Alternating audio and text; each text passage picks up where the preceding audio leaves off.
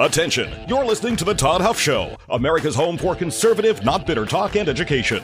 Be advised, the content of this program has been documented to prevent and even cure liberalism, and listening may cause you to lean to the right.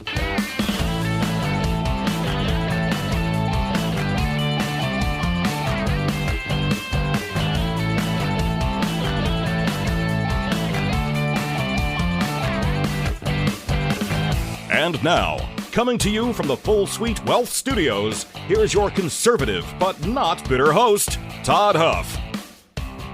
All right, my friends, you have tuned in, yes, ever so wisely, to today's program here, the Toddcast with the Todd Huff Show. It's my pleasure and honor to be here with you today. You know, I am making special accommodations. I am making special accommodations. Because I'm not going to be here on Friday. So I've made accommodations to make sure that I'm still here on this program on Friday. So, hope you appreciate it. Actually, what I'm doing is I'm taking our 12-year-old daughter is on a travel basketball team, and we're playing this weekend, and it's a little bit further than usual. I guess significantly further than usual, and so I'll just be out a couple days. So anyway, but I'll still be here. No worries about that. But friends, I will be traveling here, and just wanted to share that with you because, hey, I like doing this, and I want to do the best I can and show up here as often as possible. There are times I can't. And when I have those times, I try to find you the second best people that I can find to fill in on this program. So, friends, before we get started here, let's face it, there are a lot of companies out there that do not share your Christian values. The good news is that you do not have to invest in them. At 48 Financial, they specialize in biblically responsible investing. They help screen out companies that go against your faith, your values, and create a plan that's tailored to your goals. They handle the heavy lifting so you can focus on what really matters. If you want to see how your current investments align with your values, head on over to 48financial.com/Todd. Again, that's 48financial.com/Todd. Take the quick and easy assessment because, my friends, your values matter, and so does your money. All right, so I want to go back here. A little bit and talk about something that candidly was... I talked about it briefly earlier in the week. So, but I didn't spend a lot of time on it.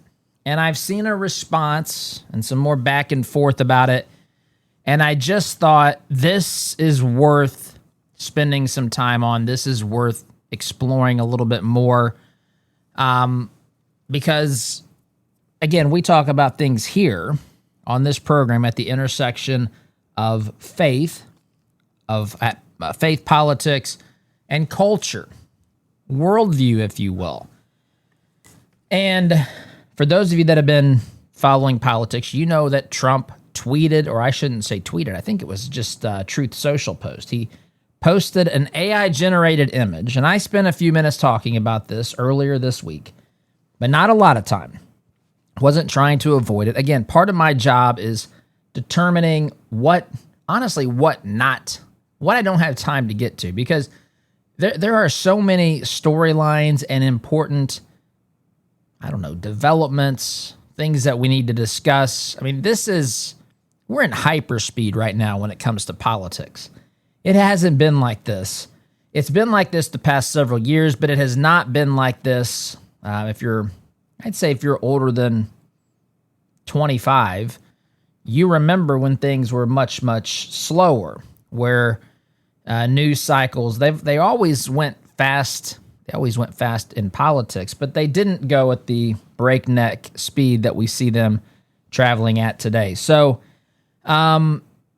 there's a lot going on. And so I have to decide what we don't get to and with Iran and with what's happening with Eric Swalwell and Tony Gonzalez, representatives in Congress. We talked about those things, and I try to give those things the appropriate amount of time as well. But this deserves more time, and I want to talk about it because my initial take, and I stand by it, although it could be easily misinterpreted. My initial take, Oz sent me the picture of the post, and she said, why? Why does he do these things? Why does he send a picture of himself looking like he's healing someone? Now, and I'll be candid with you, and I said this on the program.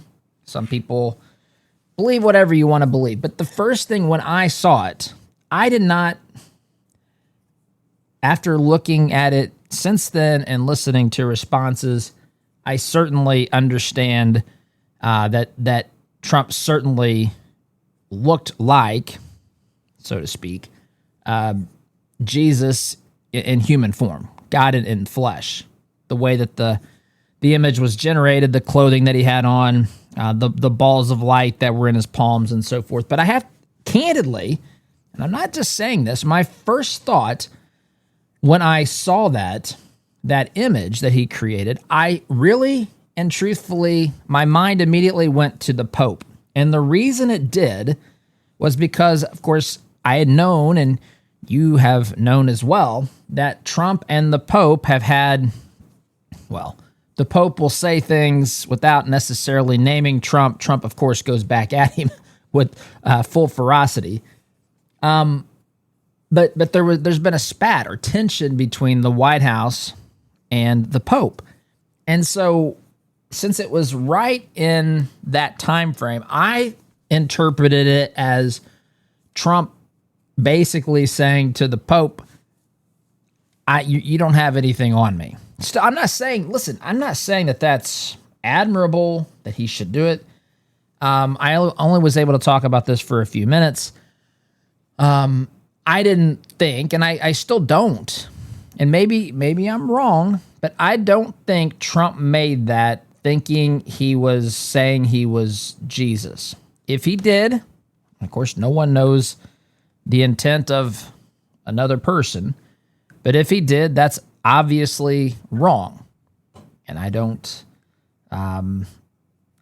condone that. God will not be mocked. None of us are anywhere near equivalent to Almighty God. And as a Christian, I don't like stuff like that. Whether the person posting it is a person I agree with politically, disagree with politically, agree with sometimes politically, I don't like it. It honestly makes me a little bit uncomfortable. But to me, it was blown out of proportion in the sense, now, listen, if he's trying to claim to be like Jesus like that, I don't like that. I'm saying my original interpretation, I thought he was going after the Pope. That's what I thought. I thought he was saying, hey, Pope, listen, you're not the only one. You're no more important than me. That's how I interpreted it. Since I saw the fallout and, people commenting, I certainly can tell how it looks like he's dressed like Jesus. And I'm not a fan of that. So, but I want to read a little bit or share with you some back and forth through this that I think is a beautiful thing. Now, many of you listening to this program know who Riley Gaines is. Riley Gaines was a college athlete. She was a swimmer, and she was very good at what she did.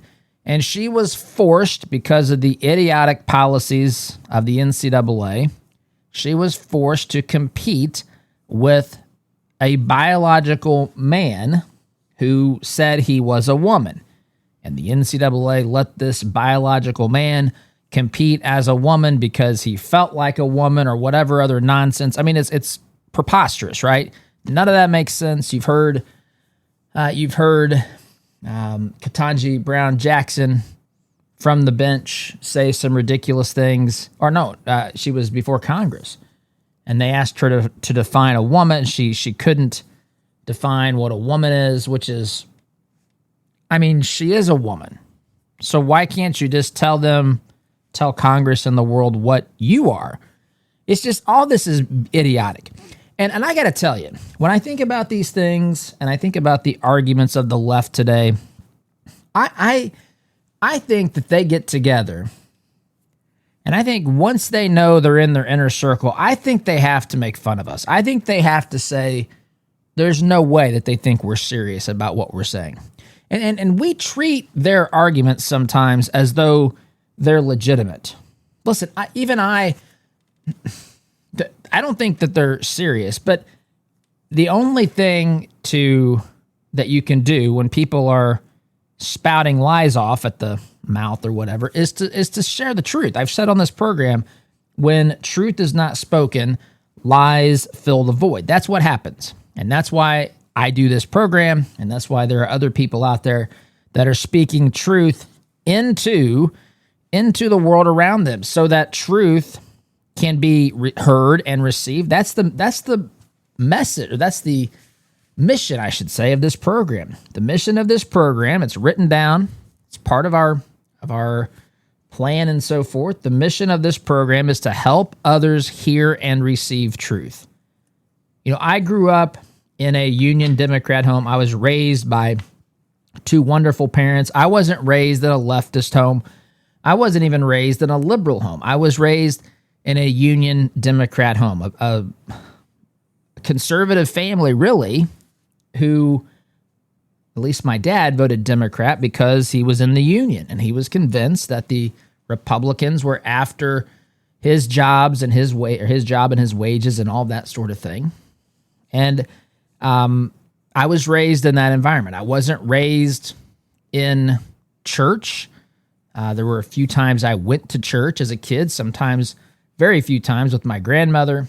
A few times I might have gone to like a vacation Bible school, that sort of thing. And then I ultimately went to a Fellowship of Christian Athletes football camp, which that organization I'm eternally grateful for. I had a coach who was a member of Fellowship of Christian Athletes. He started a chapter in our school. He got us to camp where I heard the gospel message. Really, I would say for the first time ever. I think that's probably, as in my recollection, that's the truth. Heard the gospel in its entirety, at least at a point where I could understand it for the first time in Marshall, Indiana, at the time the national headquarters. I think it was the national headquarters for FCA. Heard the gospel and accepted it. But I didn't know anything about the Bible back in those days. I knew that I used to tell people, I knew there was a guy named Moses, I knew there was a guy named David, and I knew there was a guy named Jesus that I really should be concerned about.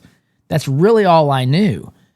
And so, as I think about my journey to learning truth or having truth revealed or spoken to me as I've searched the scriptures or learned from other people or all the ways that those things are passed on, I think about this from time to time, and I share this message with people. Now our children, they've been raised in church, and I had this conversation even yesterday. I had this conversation yesterday with someone on staff at our church, and I said, I don't think people who are in a church family, a church culture, where they go to church every Sunday, I don't think we fully understand how little people outside of that understand some of these things. And I don't. It's still, even myself having lived it, it's still remarkable to me how little people know about some of these things. And I don't fault them or anything. They don't know. How are they supposed to know if they've not heard? The Bible tells us this. And how are they supposed to hear if we're not speaking it? And for those who know the truth, if we don't speak it, and ultimately that truth is in the person of Jesus Christ, God Almighty is the source of all truth. And if we don't speak the truth, it gets filled with lies.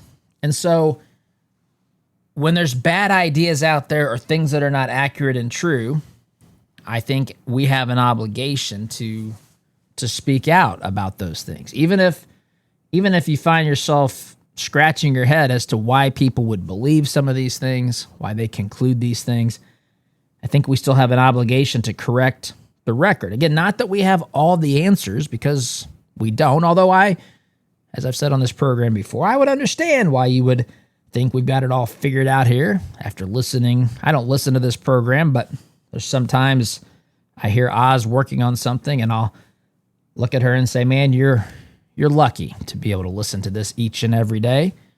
But in all seriousness, I don't have it all figured out. But I tell you what, the things that we do have figured out, they are important for us to understand and to pass along. And one of those things, getting back to Riley Gaines here, in this, Leah Thomas or whatever that individual's, I don't remember his actual name, but he went by Leah Thomas, and he has a bunch of female records for swimming, but he's a male, and we're supposed to act like this is normal, that this is acceptable, that this is even remotely in the world of sane people. It's not. It's not sane people. And Riley Gaines, to her credit, when she was an athlete, and even since retiring, or I guess graduating, she stood up against this stuff. She stood up and talked about the ridiculousness of how this has negatively impacted female sports, how this has taken away scholarships or medals or awards or records from female swimmers. It's the whole point of having female sports. Now we're letting biological males in there. So this is what she's known for. And she's a pretty consistent voice. I mean, I don't follow her on a lot of things. I mean, I'm in my own world. That's not an insult to Riley Gaines, but when I hear her out there, I find myself nodding in agreement with her. So she responds to Trump's post, this post on Truth Social, where he again depicts himself potentially here as Jesus. Trump says he thought he was depicting himself as a doctor. I don't see that. I don't know. I mean, AI, you have to give it instructions on how to, what you want in the image. I don't know. I'm guessing Trump did this himself or had somebody he knew get it together. Like I said, my first interpretation was that he was kind of coming after the Pope, saying, you don't have anything on me, so to speak. But be it as it may, Riley Gaines saw this, and she posts this on, I guess this is on X. She says, why? Seriously, I cannot understand why he'd post this. Is he looking for a response? Does he actually think this? Either way, two things are true. One, a little humility would serve him well, and two, God shall not be mocked. Now, I agree with this, again, especially if you see this and say he's making a comparison of himself as Jesus. That's not acceptable. And so I agree with her tweet here. A little humility would serve Trump well, and God's not going to be mocked. I mean, that God is... it's interesting to me when I listen to people on the left, let's take that part out. People who are atheists, or people who hate the idea of God, or who are at odds with God, who just openly rebel and do not submit or accept his divinity or anything like that, his existence. They make claims. They make some claims, and they're bold claims sometimes. But they'll make a claim that God, what kind of an ego needs people to say how wonderful he is? Well, I got a news flash for everybody who thinks that. God doesn't need that. God is eternal. We don't have the slightest concept of just what it's like to be God. He doesn't need anything from us. He doesn't need anything from us. And the more I've learned, and the more I've studied Scripture, and I think the more that God has taught me, I think one of the biggest lessons is the things that, for example, when we worship God, worship means to consider something ultimately worthy. if God is the source of all life and of all things, and he is, then of course he's worthy of our worship. And this is the point. It's not because he's got an ego and he needs to hear it all day. That's absurd. He is supremely confident. There's no doubt in him, like maybe, oh my goodness, maybe I'm not as good as I should be. Why don't they like me? And there's no insecurity in God. All of the things he's done for us are for our own good. He wants us to worship him because that's how the world works. He is the ultimate source of goodness and truth. And anything that takes priority over him for us is a distraction. It interferes with us truly living. Having the presence of God in our lives through his Spirit is the single greatest thing that we can experience. You know, people go through life hungering and thirsting for meaning to life. One of the things that just popped into my head, do you remember Wilt Chamberlain? Wilt Chamberlain, one of the greatest NBA basketball players ever, was dominant for his time, scored 100 points in a game. They say allegedly. I think he actually did. The guy's stat numbers, I mean, it would look like a video game. 53 points, 36 rebounds, 11 blocks, or whatever. The guy was dominant. He had said that he had slept with over 20,000 women in his life, as that was some sort of an accomplishment. But in his later years, I've seen it reported that he kind of had regrets about that. And we seek to fill our lives with things that don't ultimately matter. What matters is being in relationship with the one who created us. Riley Gaines is right on this. Friends, I have to take a break. If you're curious about Kratom, though, or if you're just trying to figure out who to trust, think about learning from Christopher's Organic Botanicals, family-run company. They offer lab-tested Kratom. It's all natural, no synthetic stuff.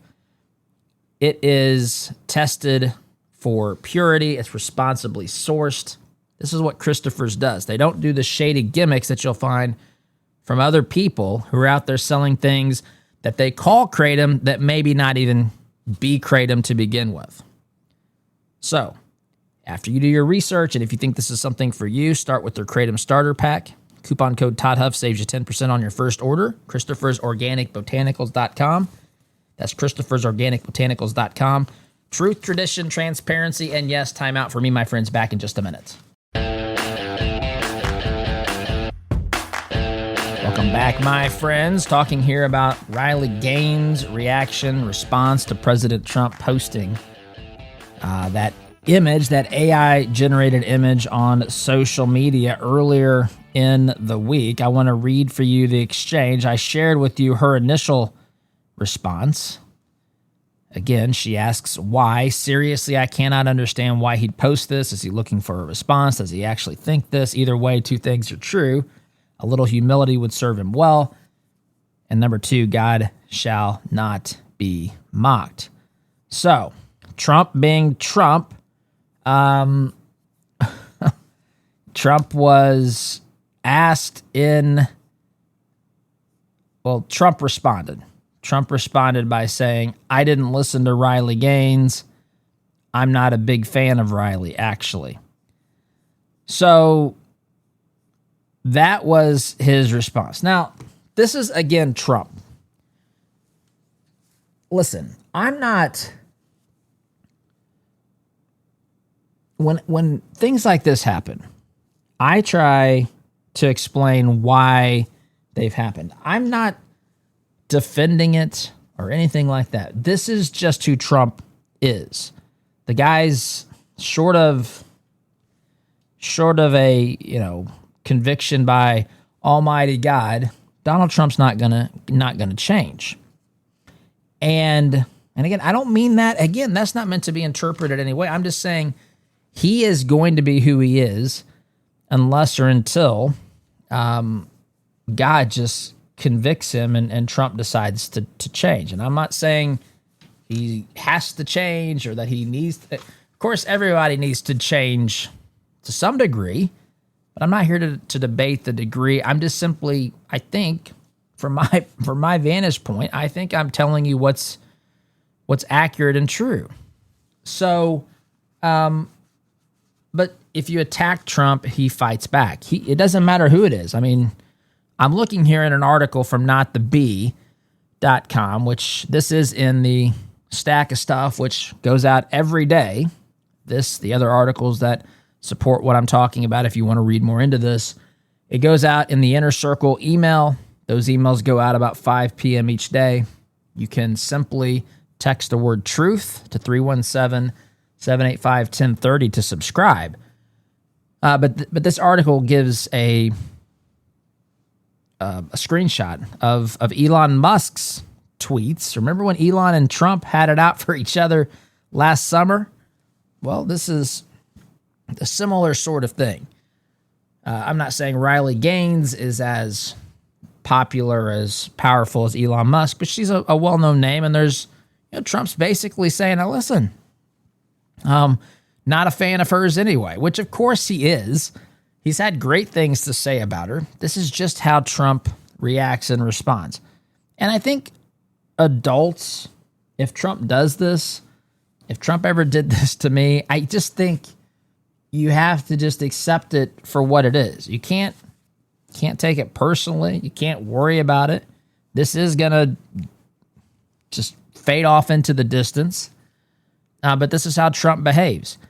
But I wanted to share with you Riley Gaines' response because it's really a thing of beauty. It truly is. Her response to Trump saying that. And I have to share this because I think it's beautiful. I do. So let me share it with you. After Trump posted that, she says this: I love the president, and I'm so grateful he's in the Oval Office. Of course, I'll continue to support him and the America First agenda. At the end of the day, I do nothing for the approval of man. Our purpose on this earth is to glorify him, capital H, referring to God, in all that we do. The Truth Social post missed the mark. It's now deleted. Amazing. So she's focusing here on, look, he did something. Look, I love Trump. I'm on board with his agenda. I don't really care that he's coming after me. My purpose is to glorify God. His post missed the mark, and he's deleted it. I kind of consider that a victory, is what Riley Gaines is saying here. She continues, though. We're imperfect people. I know I am. I don't get my feelings hurt easy. And I know with the president, it's not really not personal. I want to spend eternity in a real place called heaven. I'd love for Trump to be there too. My, oh my. Those words, my friends, that is beautiful. There's more to this. But just let that sink in. She was just attacked. I won't say attacked, but she was ridiculed. She was demeaned by the president of the United States. And instead of getting into a tit-for-tat situation, which, of course, you're never going to win with Trump, she says something that is, to me, infinitely better than getting into a contest, a race to the bottom here. She says, I want to spend eternity in a real place called heaven. I'd love for Trump to be there too. I have a question for you. You know that I know the vast majority of you listening to my voice share my political viewpoints. You're conservatives, you're libertarians, you're limited government folks, however you want to classify yourself. But I feel obligated to ask this question. When you think about, listen, we have people who are literally fighting truth, who are opposed to God and his ways, his natural design, his sovereignty, his authority, his dominion. They mock him and everything else. And I know we shouldn't mince words. We shouldn't act like the things that they do are good and pleasing to God. We shouldn't do that. But do you want to spend eternity in a real place called heaven and for your enemies to repent and to be there too? You know, there's a story in the Bible. There's a story in the Bible, the book of Jonah. Jonah knew that he was being called by God to go preach to the city of Nineveh. And Jonah hated the people. He hated the people who lived in Nineveh. And he said, God, I'm not going to do it. I'm not going to do it. In fact, I'll do anything but that. He ran from God. He ran from God, got on a ship, trying to just get out of Dodge. Just get me away from here. Gets on the ship. The ship enters stormy waters. The people on the ship are trying to figure out why, because they think that this is the gods or God trying to tell them that he's not happy with someone on board. They cast lots. And basically, Jonah draws the short straw, and he basically says, listen, I'm the reason for this. God wants me to do something, and I don't really want to do it. And so why don't you just throw me overboard? Just wild stuff. So they throw him overboard. Storm stops, whatever. This is the story of Jonah and the big fish or the whale, whatever. Fish comes and swallows him, and he spends 3 days in the belly of the fish, and he's eventually basically vomited back up on shore, so to speak. Jonah then eventually goes to preach to Nineveh, and the people respond, and Jonah gets mad. Jonah gets mad. And listen to this as I just read those words. Her words, not mine. She said, I want to spend eternity in a real place called heaven. And I'd love for Trump to be there too. So Jonah goes and preaches a message, shares a message. The people respond, and he gets mad and he starts sulking because these are his enemies. And this is, listen, Jonah's going through, Jonah dealt with a lot. I mean, sometimes it's easy to pounce on these people and say, my goodness, why didn't you know? You read the story of the Israelites. Why didn't they know better? But the reality is that those stories are there to kind of remind us that we're the same way. And Jonah just wanted to die. He would rather have died than to rejoice over the fact that his enemies decided to respond positively to Yahweh. And I hear that story in her tweet here. And there's more to the tweet, but I'm out of time this segment. So I'm going to have to take a break and share the rest of it on the other side of the break. Ever wish you had a whole team to manage your financial life? We just got through tax. I didn't even mention tax day was yesterday. My friends, it's not something I want to talk about, but tax day was yesterday. But do you ever wish that you had a whole team to help you manage your financial life? That's the beauty of family office services at Full Suite Wealth. Their experienced advisors bring together everything from high-level investment management, private equity, private credit, option strategies, to complex legal needs, all customized for you.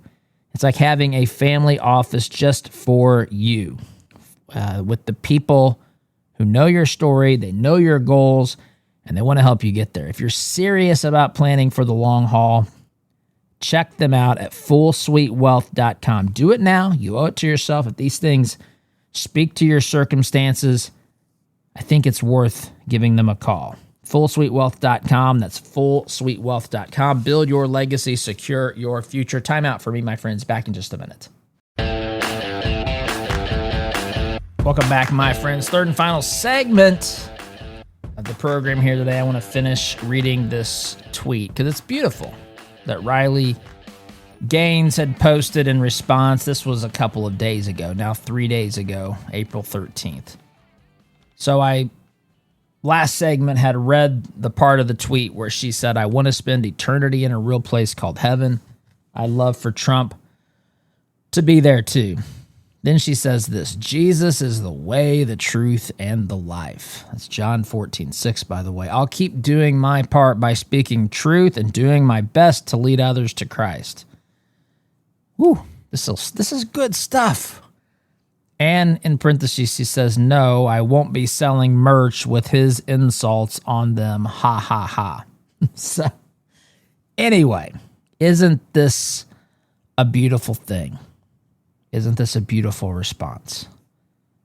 Isn't this the way? Listen, I think that there's something, and some of you don't agree with this, and I don't mean the story that we've been talking about, the AI generated image of Trump, maybe trying to claim he's connected to or, somehow equivalent to Jesus. I don't think he meant it that way, but maybe I'm wrong. Maybe I'm completely wrong on this. So I'm not saying this particular story, but I do think that in general, it's been refreshing. Depending upon how you interpret that word, you may not agree with the point. But it's been refreshing to see a politician like Trump go after this stuff relentlessly. And I think the reason is because it was so lacking before. There was no fight. There was no fight in our elected officials for so long. It was refreshing to see it. And not only have we seen it, we've seen it in degrees that we're never going to see this again, what we're witnessing politically in this country. This is uncharted waters. This period of history, if it is to repeat itself, is going to be many, many years down the road, assuming that this country even survives that long, my friends. It's just not something we're in. It's just not going to happen again. It isn't. And so part of what made it appealing for Trump is that it was so lacking from politicians before. As I've shared before on here, when I started this program 11 years ago, almost 11 years, it'll be 11 years August 10th of this year. We started in 2015. But when I started this program, I remember the 2016 primary. I remember the 17 candidates.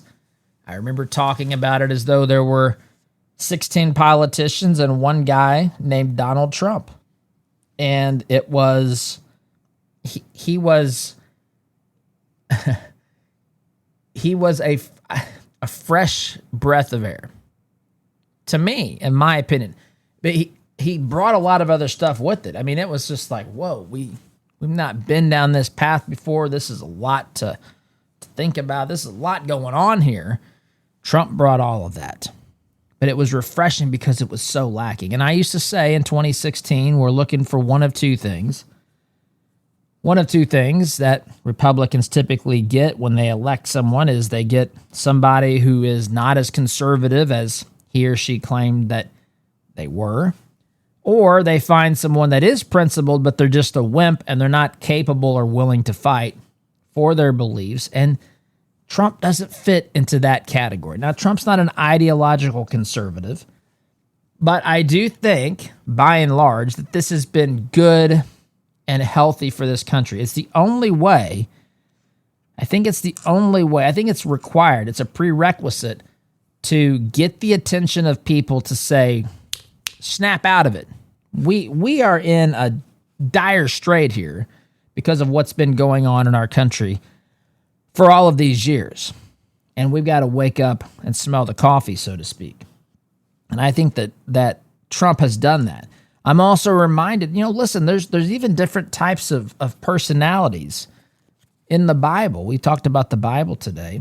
It's easy to talk about certain personalities, but there were divisive personalities. Again, I've shared the story of the prophet Elijah. He went up Mount Carmel. He had a showdown with the prophets of Baal. This was a false god, an idol made by human hands, and there was a large group of prophets that were supposedly communicating with Baal. And Elijah goes up to Mount Carmel and basically taunts them all. Let's have a contest. Let's see whose God is real. All you hundreds of prophets of Baal, you go do your thing over there. I'm going to sit over here, patiently watch this nonsense happening. I'm going to mock you in the process. And he did. Perhaps you should scream a little louder. Maybe you've not cut yourselves quite enough to get your God's attention. Maybe he's on vacation. Maybe he went to the bathroom. These are the things Elijah was saying to them. I mean, provoking them. Scream louder. Maybe he's taking a nap. Gee whiz, he's hard of hearing. And then when they finally gave up, Elijah was dramatic. He was dramatic. He said, let's pour all this extra water on the altar, make it basically, just full of water. He dug a trench around it. It was full of water. And then God burned up the offering. So there's different types of people and personalities and all these things that, again, I'm not claiming Trump is anything more than he actually is. I'm just saying that it's easy to say we should only behave in a certain way and that there's never a time for some of these other things, because I think that there are. I think it was necessary to get us to this point, and I can say that without saying that the post on Truth Social, the AI image was good. I got to go, though. SDG.